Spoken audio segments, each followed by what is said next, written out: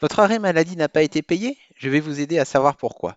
Avant tout, sachez que votre caisse d'assurance maladie ne connaît pas votre situation quand elle reçoit votre arrêt de travail. Il faut l'aider à y voir plus clair. C'est parti. Votre compte Amélie vous donne de précieuses informations qu'il faut vérifier avant tout. Vous n'avez pas de compte? Suivez quand même cette vidéo. Elle vous permet de vérifier si vous avez envoyé les bons éléments. Revenons à votre compte Amélie.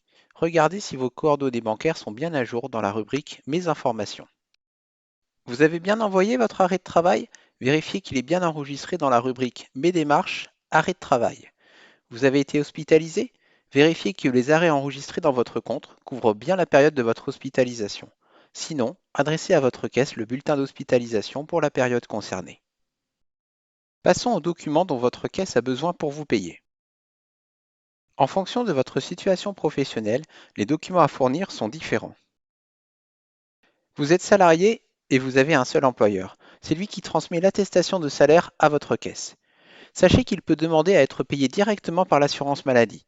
Dans ce cas, il maintiendra votre salaire totalement ou partiellement et votre caisse ne vous versera rien. C'est ce qu'on appelle la subrogation.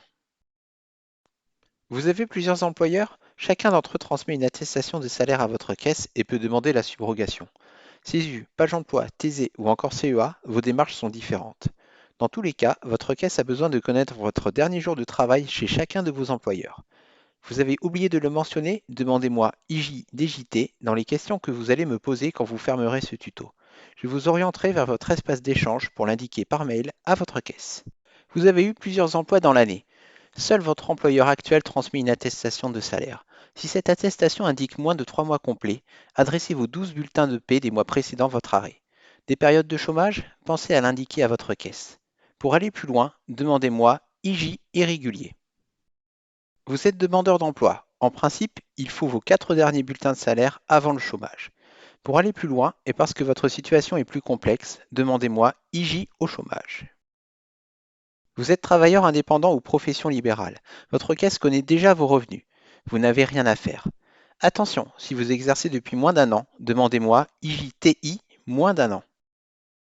Votre caisse peut aussi vous avoir demandé des informations complémentaires. Vérifiez dans votre espace d'échange si vous avez reçu un message. Vous pensez que votre caisse a tous les éléments pour vous payer? Vérifiez quand votre dossier sera traité dans votre compte Amélie, rubrique Mes démarches, consultez les délais de traitement de ma caisse.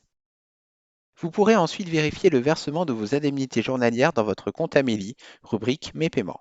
Sachez qu'un délai de carence de 3 jours non payés est appliqué pour un arrêt initial sauf exception. Et sinon, dans la durée, comment ça se passe?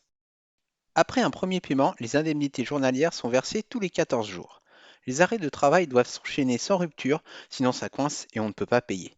Si vous n'avez pas pu avoir de rendez-vous avec votre médecin à temps, sachez qu'il peut prescrire 2 jours avant d'avoir pu vous voir.